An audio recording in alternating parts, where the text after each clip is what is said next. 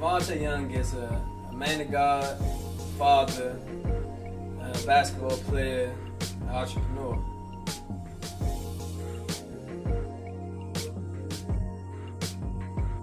Young Devonte. I grew up, single mom. Had two sisters. It was just us three. Kind of a rough childhood, but nothing we couldn't really handle. My mom did all the work. When I was around maybe 7 or 8, that's when things started to get a little rocky. We lived in Suitland for a little bit at first. Got put out of our apartment. It's a funny situation because I spent the night over at my friend's house, and I wake up the next morning and I see how furniture and the clothes and stuff be getting evicted. So I'm so young, I'm not really even paying attention to what's going on because I don't know. Come to find out, the bills behind. Mom couldn't really afford to keep up everything at one time, doing it on her own. She always kept us in like the newest clothes and the newest shoes. So I always looked at it, I was like spoiled as a kid because I had so much, the other kids didn't have. They had just a single mom. So my mom did like a great job of just keeping us up and, keeping us pushing and everything. But, around that time we was just moving from like hotel to hotel, going to friend's house to friend's house, and then she just separated us from our whole family because she wanted to be a way to do more for us, to just do it on our own. So we spent maybe a year just going from hotel to hotel, friend's house to friend's house. And then she got on her feet when I was like 8 or 9. Got on her feet, had a great job at the Watergate, and things started to look up from there. So we was living in DC during that transition. We left DC and moved to Maryland. Like that was the point. Like we felt like we was there. Like mom got a good job, income coming in. We got a good stable living. So we moved back to Maryland. We moved to Maryland. So we thinking everything cool. My grandma passed away when I was like 9 years old. She was like a big influence in my life because she was who I spent most of my days with. My mom was, working a whole lot and just going about, her life and trying to do more for us. So we spent a lot of time with my grandma up there in Southeast off East Street. So it was, it was a hard situation for us. We was still kind of tore about it. It hurt because she was the big focus part of our family, but before she left, she taught me how to make money. So I guess that's where everything kind of started at when I was like 9 years old. I started getting in trouble, man, when I was like 16 years old, I guess, because like I said, I've been spoiled, kind of my whole life. My mom, she did everything for me, like everything, bought me everything. I ain't have a care in the world, but I just got to the age where I ain't wanted to do it no more because I felt like it was a harder job for her to really take care of me, and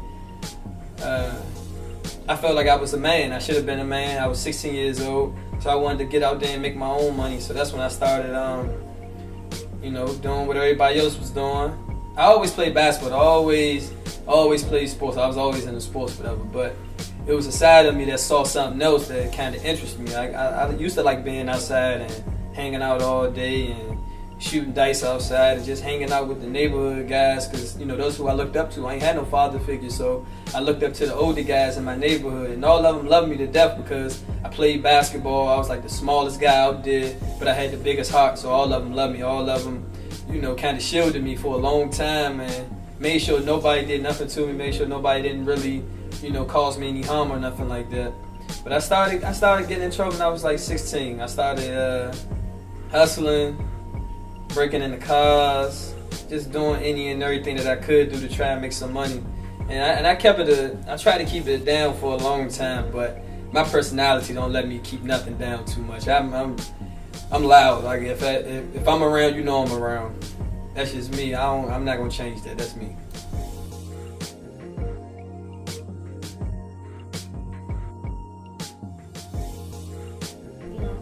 Been in trouble? Yeah. Was basketball always a part of it despite you? You got one foot in, one foot out. It's funny because at first when I was little, I was better at football than I was at basketball. So I didn't love football though. I was just so good at it so young. I got bored with it by the time I was like 14, so I stopped playing. Like I just quit playing. I didn't want to play no more. It wasn't a challenge. I was just so good at it. I was like I didn't want to play. I wanted to play basketball because I really wasn't that good at basketball, but I could play a little bit. I knew if I worked at it a little bit, I'd be a little bit better. Then I went to a basketball high school, so it really wasn't too much of it wasn't a hard decision to make once I got to high school. Gotcha. And with basketball, were you playing like AAU? Were you playing, on a bigger level with it? I tried to play AAU one year. My mom actually she tried to get me in, but I couldn't never go to the out of town tournaments. I always could play in the in-state tournaments because we ain't had the money to fund it. I mean, I used to hate taking my mom them permission slips and stuff, and it'd be like $200 or $300 on there to go out of town. And I knew it was such a hard job for her. You know what I'm saying? I ain't never want to cause my mom no stress like that. Take care of me. So I just stopped going to AAU practice. I stopped doing anything with it. So I just played high school basketball. That's what I did for 4 years.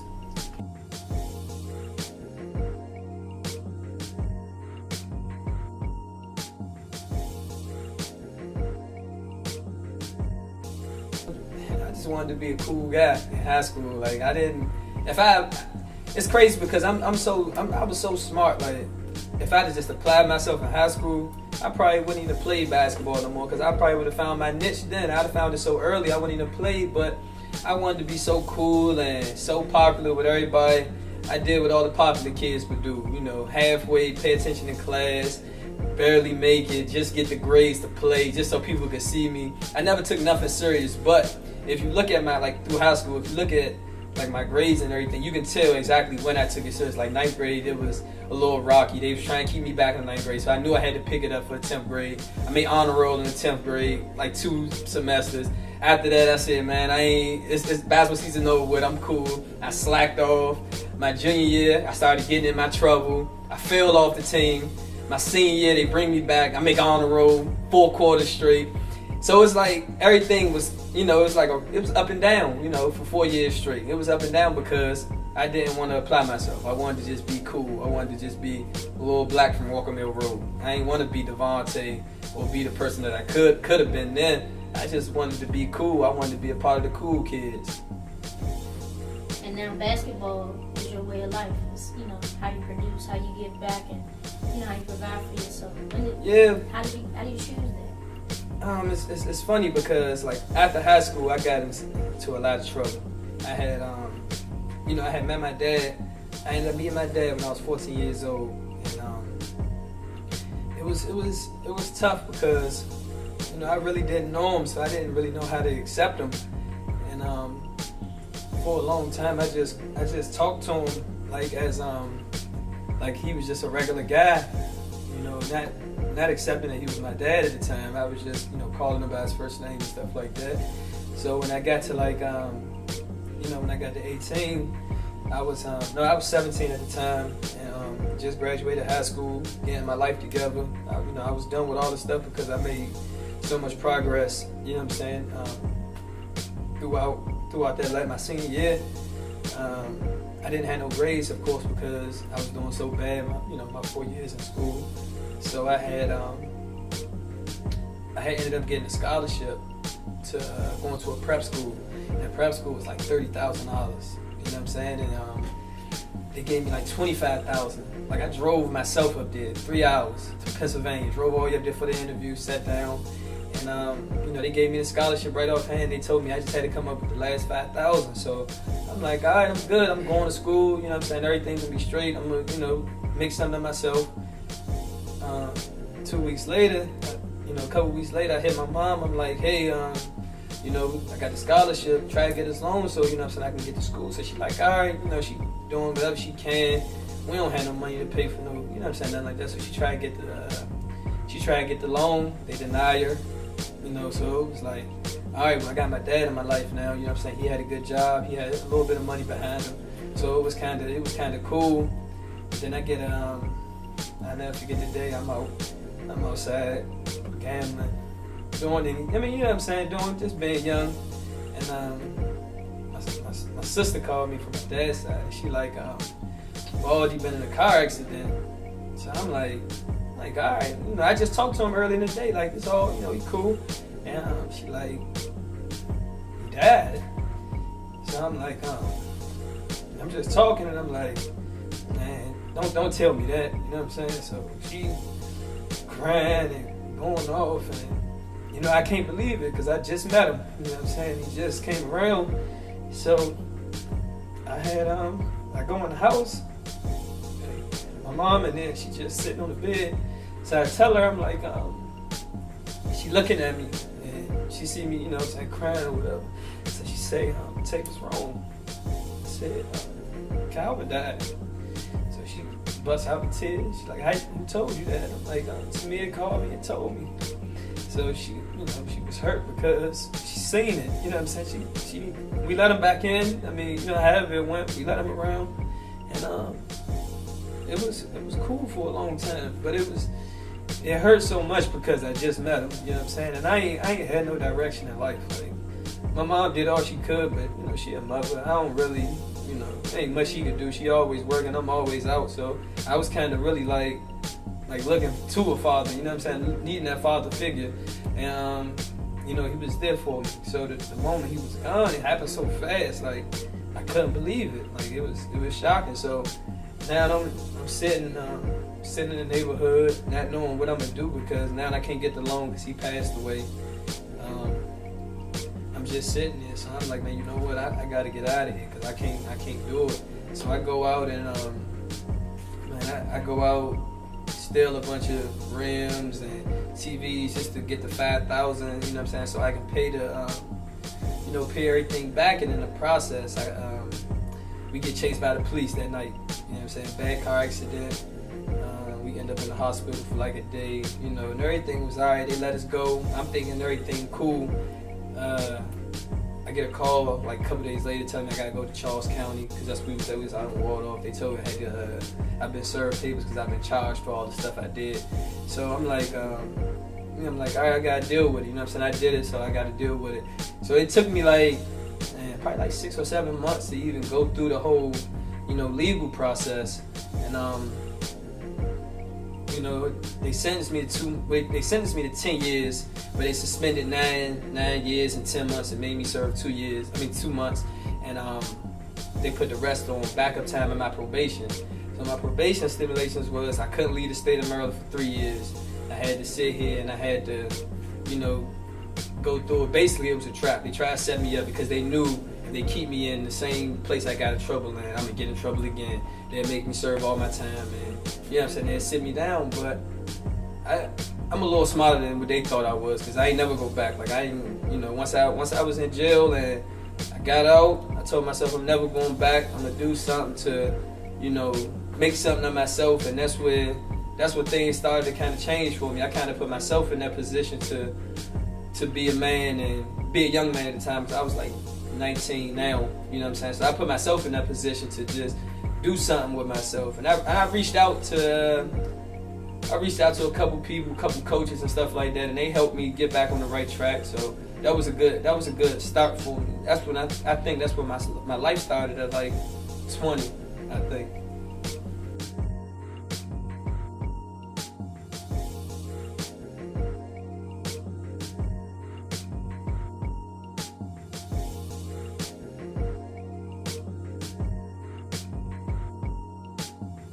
I'm everybody know friends with Kevin and everything, and man, it was just so much going on, and I was so unhappy just being in my situation.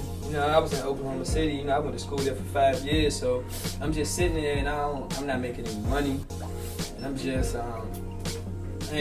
living. I'm just living with no real nothing going on, honestly. Like I was trying to play basketball overseas, but you really don't find out the situation till you get in that, you get the agent and they start telling you about the deals, and you're like, man, all this to go overseas for a couple $100, couple thousand. I'm like, nah, that ain't worth it. I'm gonna wait till something going on, and I got 2 daughters, you know what I'm saying? So I gotta provide for them. So I'm like, man, I gotta do something. So I get so frustrated with my situation in Oklahoma, I leave. I get up and come back here because I'm like, I can't work if if I'm comfortable and I'm just chilling, I ain't gonna do nothing because I'm gonna be complacent. And I was so upset in my situation. I said, man, I gotta change it. So I'm like, I'm gonna go home and be uncomfortable so I can make something happen. Because if I'm uncomfortable, I'm gonna make something happen. I don't care what it is. I'm gonna figure it out. Like, that's my best gift, to really sit down and figure everything out that I got going on. Like, I figure things out on the fly so fast. It's a true gift to me. And that's when I knew I had. I'm sitting home, and a couple people texting me like, "Hey, I think you should do the training thing, do a couple camps and everything." And I'm just looking like, man, I'm not a trainer. I don't really do camps, or I don't train basketball players. I'm not a coach or anything. But it was a good situation because, that's just my true talent. Like, that's what I'm really good at. I'm good at basketball, and everybody kind of related to me. And at the time, the off season had just showed. So everybody was like, "Oh, Black man, he was on HBO, he's so funny, he this, he that." So everybody was kind of paying attention to me. So I'm like, damn, I kind of gotta, keep this going. Like, why the buzz going? I gotta keep it going, because if it died down, then I'm gonna be, forgotten again. Nobody not going, be able to put nothing together for me. And at the time, I was searching for so much help. Nobody didn't want to give it to me.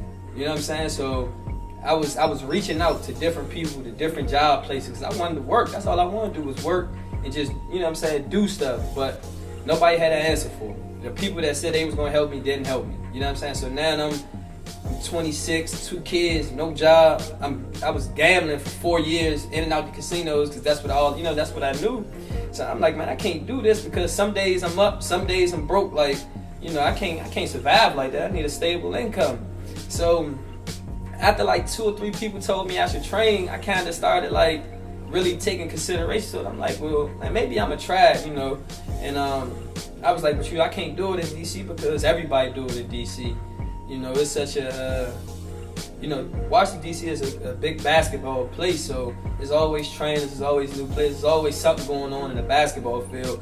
So I was just like, man, I gotta do it in Oklahoma. Open market. There's no market research if you're the only guy. You know what I'm saying? So nobody don't know that type of stuff. Like, I kind of did my research on it, because I'm like, ain't nobody really doing what I can do in Oklahoma. So I'm gonna take what I do to Oklahoma and just leave DC as it is, because I don't want to come here and take clients from people or take money from people, because that ain't what I'm about. You know what I'm saying? So I'm like, I'm just gonna go to Oklahoma, pave my own lane, get my own thing going, and I'm just gonna rock out, and whatever happens, gonna happen. Just want to let you know you killing it. Next question I had was, tell us about We Go Beyond Basketball. All right, so We Go Beyond Basketball. It's it's something that came up with because, all my life I've always been hearing, man, you gotta have a plan B. You gotta have a plan B. You're gonna end up just like another basketball player. You're gonna be another basketball player. And it took me a while for it to really settle in. I'm like, you can tell these kids to have a plan B, but who gonna really show them how to have a plan B? Who gonna really teach them to really do something, other than play basketball? Because that's all kids love to do when you playing that sport growing up from 8 or 9 years old. You love playing basketball, so that's all you know. So when a person comes to you and say have a plan B, we be like, man, my plan A is my plan B. We gonna make it with this, and if that don't happen, we'll figure that out. But that's not necessarily the way to go, because it's gonna be that stop. That basketball gonna stop sometime, and then what you gonna do? In that meantime, some guys can't figure it out. So what they do is they turn to the streets. They turn, to doing other things that put them in bad positions. We Go Beyond Basketball. It's a slogan I use because I want to inspire these kids to do something other than just playing basketball. Like, basketball cool, but it's so much other than basketball to this life and to this world that most kids don't even tap into because they don't know how. They don't have that vision. Nobody showed them. Only thing people tell them is you're going to go pro, you're going to play basketball, you're good. So that's all they screaming to them. But I'm like, nah, we're gonna go beyond that. All right, cool, we can play basketball, but let's go design something. Let's go be a doctor with it. Let's go be a lawyer with it. Let's go play basketball for 6 months overseas and come back and be a doctor for the other 6 months. Or, you know what I'm saying? It's always something other than just basketball. Let's just go beyond basketball as people, because growing up in these neighborhoods, we only believe that NBA and NFL players make all the money, because that's what we see. You know what I'm saying? We see them on the TV, or rappers. You know what I'm saying? We see them on the TV making all the money. So we like, damn, we want to be like them. You know what I'm saying? But everybody don't have them talents. Or everybody don't grow to be 6'10" or 7 feet, or jump out the gym, or could tackle somebody, or you know what I'm saying, or be tough like that. Everybody don't have that. But everybody got a gift. Everybody got something extra to them that's gonna help them be whatever they gonna become. And that's what beyond basketball is. Like, it's just me constantly reminding these kids to just go beyond basketball. Don't limit yourself to something so small. Basketball is a small space in life. You only gonna play basketball till you about 30, 35. After 35, what you gonna do? Nobody don't have an answer for that for you. You gotta figure that out. But that's why I'm here. I'm here to help these young kids figure that out. I'm gonna show them how to go outside of, basketball, how to do some other stuff, how to try something. So what if you fail? I look at it like this. I'm gonna take all the chances for these youngers. I'm gonna fail. I'm gonna take all the hits. I'm gonna take all the losses. I'm gonna lose all the money. So I'm gonna show them how to not do it, how to go about it, how to keep their money going, how to keep things coming in, how to generate their own income. I'm gonna take the losses for them. I accept that. I don't mind failing for the younger generation, so they can see how to do it.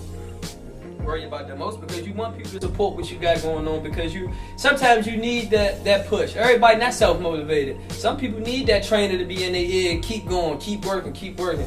Everybody not gonna get up 6, 7 in the morning, get in that gym by themselves, or get up and go to work at 9 on time and stay till 5 o'clock. Everybody not motivated like that. Some people need that extra push. I'm not one of them people. I don't care. I'm gonna go do something. Whatever I'm gonna do, I'm gonna live with the results. So tell us about Inspire Them. All right, Inspire Them is it's an online store I'm starting, and I designed a bucket hat. It's gonna be an exclusive hat, and it's gonna release on Inspire Them, the online store. It's I designed these hats like 6 or 7 months ago. I sat down with my guy Chris Castor. He's out in Oklahoma. He does all my web design, and he's real good at drawing. So that's that's my good friend. And I told him I had an idea that I wanted to start a bucket hat line. So, and I showed him, I told him what I wanted, and we sat down, we put it together, and I showed the idea to another company, and they loved it. They wanted me to use their platform and get everything going. They wanted to really help me at that time.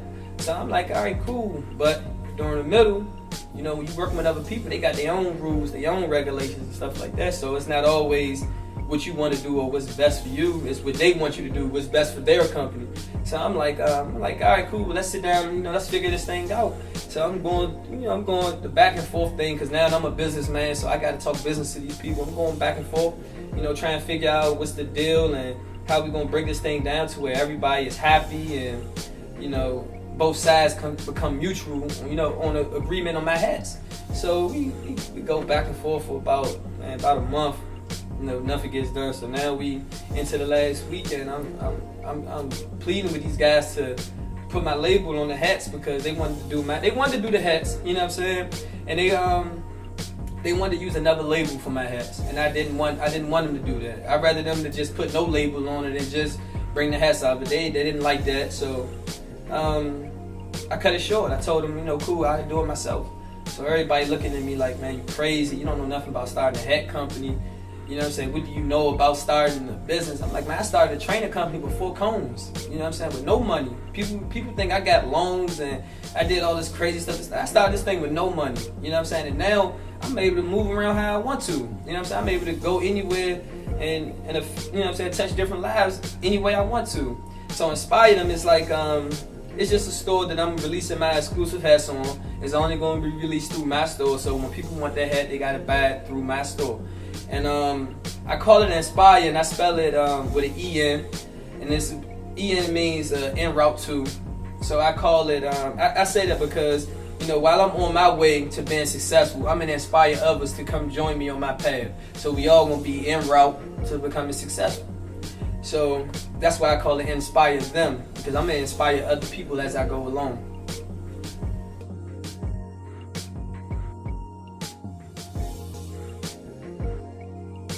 Nah, they totally two different people. I think Devonte more like cool, laid back, he ain't gonna really do too much. He's just a cool guy. He ain't gonna say too much. He'll just be cool with you. And if you get black, he gonna be turned up. He gonna be animated. He gonna be talking crazy to you. He just gonna be live. He gonna be a character. He gonna be somebody you gonna love to be around, and you just gonna love the vibe that you get from him.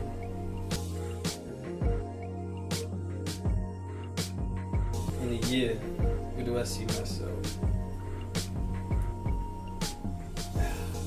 Man, in a year, I see myself being one of the top entrepreneurs in this world that this generation probably ever seen. I think I'm gonna do a lot of great things because I want to do a lot of great things. I think I'm gonna inspire a whole bunch of people to just be whatever they want to be. I think I'm gonna have the strongest training company ever right now. And then even in a year, I think it's just gonna grow even stronger. I think I'm gonna be able to do clinics and camps all throughout the USA and some international places. That's where I see myself in a year. I mean, it's just, basic basketball training, footwork things, but I also do a mentoring side because I done been through a whole lot, so I can really talk to different people that have different situations because it ain't gonna be too many situations that a kid gonna go through that I haven't even already been through. So when them kids, try to figure out their life and they try to figure out, what they gonna do and how they gonna go about things, they got somebody that really been through something, so they can reach out and call me. Like I talk to all my clients all the time. All them young kids, man, they call me. They look up to me because they see what's going on. They see what I'm doing. So that's the type of effect that I want to have on these lives because I'm gonna be the one they call when they about to get in trouble. When they thinking about doing something they don't want to do, they gonna reach out to me. They gonna say, man, I'm going through this, I'm going through that. Then I may just save a whole life. I may save a kid from getting in trouble. He may go get a college degree now because I didn't stop him in the middle of his tracks and doing something just by picking up my phone. Devonte is goals. You do not set goals. I don't set goals. Why don't you set goals? Because goals is just too narrow for me. I like to do everything. When you setting goals, it's just one thing you aiming for. I don't like aiming for one thing because if I aim for one thing, I'm going to get that one thing done. So like with my basketball company, if I just aim to have the strongest basketball company, that's all I'm going to do. I'm going to put everything I got into building the strongest basketball company. But what about my headline? Now I'm not even going to be focused on that. You know what I'm saying? I'm not even going to pay that no mind. So I'm not setting no goals. We just going to wake up every morning. We're going to get everything done. Whatever I want to do that day, I'm getting it done. I don't care how long it takes. If it takes me 18 hours, 20 hours, I'm going to get it done. Whatever I set to do that day, I'm doing it. It ain't no ifs, ands, or buts about it. Something may get in my path, but I'm going to jump over that and get it done. I'm not going to set a goal and say, by 2 o'clock I want to have this done. Because if I don't get it done, I'll be like, dang, I couldn't even get this done. Now I'm mad that I ain't get it done. I failed my goal. Now I felt like I failed something. If I don't set no goals, there's nothing to fail. It's just keep working, keep getting it done, keep going through it. So how you motivate your kids to get them to focus? Because when you're young, your mind's all over the place. How you get them to do that around the conversation of goals? It's tough, man. See, that goal thing is tough for people because some people gonna frown upon me saying stuff like that, because other kids gonna probably try to follow it, and it may not work out for them how it's gonna work out for me. But if they get to that point where they don't know, I can also tell them sometimes it's good to set goals. It worked for some people, but it don't necessarily work for me. But if you want to do certain things and you want to set certain limitations to your life, set goals. If you want to get something done in a short period of time, set goals. I'm not against it, I just don't do it. But if a kid came to me and said they want to set goals, I'm telling them set goals. Do what you feel as though is going to help you become successful.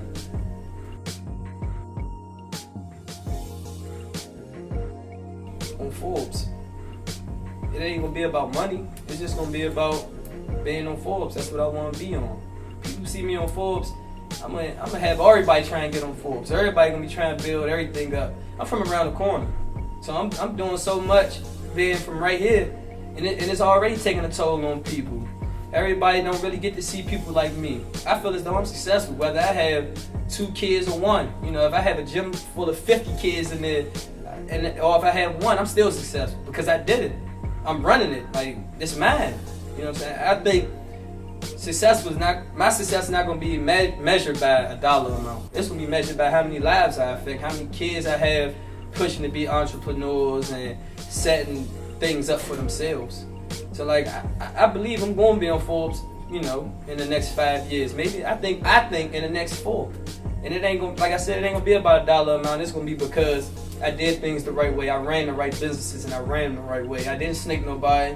I'm not getting over on people. I'm doing everything the right way. And I think that's what's gonna put me on that front of that Forbes. Or, you know, at least somewhere mentioned then or on it in the next 4 or 5 years.